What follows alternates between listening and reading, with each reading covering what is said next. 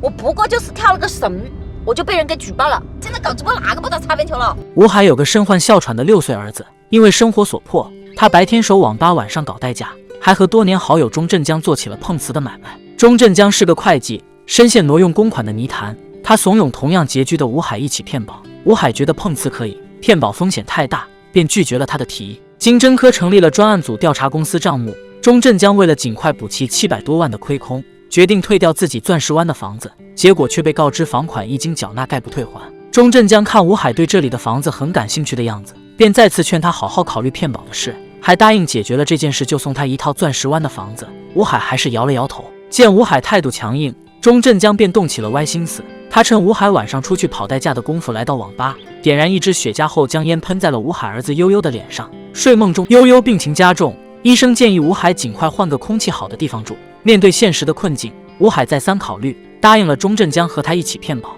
钟镇江把自己的计划告诉了吴海，他已经物色好了人选，一个叫小狐仙的女网红，两人分工明确，吴海负责结婚签字，自己负责出轨意外。吴海将悠悠交给小舅子，和钟镇江专心谋划起了骗保。在钟镇江的安排下，被包装成公司老总的吴海和小狐仙约在一家西餐厅见面。换了一身行头的他还是难掩屌丝气质。小狐仙絮絮叨叨地说着吴海听不懂的东西。吴海问他为什么要做主播，小狐仙讲起了自己的境遇。他母亲早亡，父亲疯疯癫癫的，做工时还摔断了腿，家里还有个要上学的弟弟。他在一个姐妹的建议下做起了主播。在他心里，不求什么金龟婿，只要有个男人身上有100，愿意给他99，他就觉得这是爱情。小狐仙点了一桌昂贵的菜品，吴海结账时吓了一跳，身上没钱的他选择了跑路，还没跑出多远就被小狐仙骑着电动车追了上来。事后，钟镇江大骂吴海格局太小，自己为了约出小狐仙不知道费了多大的力气，不能就这么轻易放弃。于是他再次安排吴海和小狐仙偶遇。吴海拿出5000对上次的事做出补偿，从小狐仙口中问出他家的地址后，另一边的钟镇江不紧不慢地拿起电话，向公安局举报了小狐仙的房东。吴海将小狐仙送回家，就碰上警察正在取缔违法的群租房。小狐仙趁乱收拾自己的东西下了楼，告诉吴海给自己找个网好的酒店，就在车上睡着了。吴海将他带回自己上班的网吧，还谎称自己就是这家网吧的老板，平常为了方便看店住在这里凑合。小狐仙不疑有他，简单收拾后就将这里当做了临时居所。小狐仙真名岳淼淼，是个网购狂人，他买快递扔掉的纸盒都够养活附近这一片捡破烂的了。吴海看店，岳淼淼继续做自己的直播，两人闲暇时出去逛逛街，如果不刻意去想骗保的事，这样的日子也算幸福。为了加快进度，钟镇江趁岳淼淼出门后，带着一块手表来到网吧。这只手表是岳淼淼喜欢的，真品价格不菲，可惜这只是假的，表是假的，小票是真的，配合使用天衣无缝。跑上楼问吴海到底怎么回事，吴海忙解释说自己平常兼职做代驾。岳淼淼注意到了桌上的手表，他很感动，但却表示自己喜欢的是镶钻升级款的，拉着吴海到店里换表。为了不让计划出现差池，吴海只能和钟镇江开口拿6万，将假表换成了真表。有一瞬间，钟镇江怀疑岳淼淼会不会是个骗子，吴海却直言我们才是骗子。吴海和岳淼淼回到他的家，家里的情况果然和岳淼淼说的一样。岳淼淼看到父亲身下的按摩椅，询问弟弟后才得知是吴海以他的名义买的。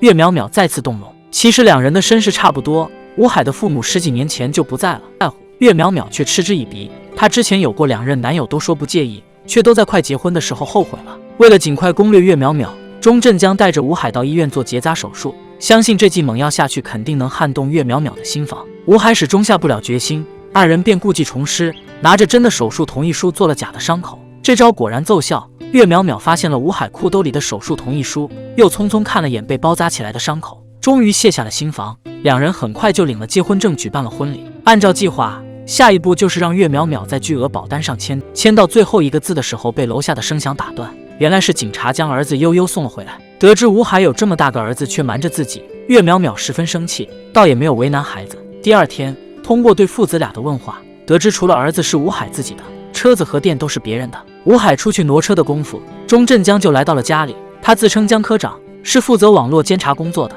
聊了几句后，就好心的将岳淼淼违规直播的罚款还给了他。岳淼淼正在做直播，网吧的烟味让悠悠咳嗽出声。为了立好自己的单身人设，岳淼淼跑到楼下让上网的客人不要抽烟，不然自己就断网断电。说着就伸手关掉了电闸。吴海急忙重新打开，一开一关直接导致短路，收银台碎片扎在了吴海眼眶旁。岳淼淼为了表示歉意，用钟镇江还回来的钱买了一台空气净化器，当做生日礼物送给悠悠。息事宁人，岳淼淼只能摘下那只天价手表给了男人，一直找不到机会让岳淼淼重新签字。吴海只能模仿岳淼淼在悠悠卷子上签名的笔记，补齐了最后一个字。钟镇江这边却一直不太顺利，使出浑身解数也没能将淼淼约出来。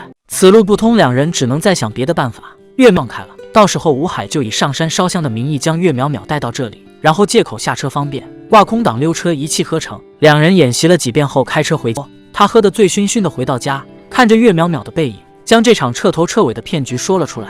岳一路上还很兴奋，上了山，看着满墙神佛，吴海心里的退意更甚。公司的孙经理跳楼了，钟镇江心里十分害怕，拿钱填补亏空的事迫在眉睫。他本想用苦肉计迫使吴海继续帮自己骗保，但却意外接到了岳淼淼的电话。岳淼淼好奇为什么将科长变成了钟先生，钟镇江则谎称自己留的是假名字。得知岳淼淼打来电话的用意后，钟镇江决定约他出来面谈，然后趁这个机会制造意外做掉他。钟镇江没有和吴海多说，只是吩咐他去做个不在场证明，然后给了他一个房本，算是做这件事的报酬。心事重重的吴海回到家，将满腹怨气发泄在了岳淼淼身上。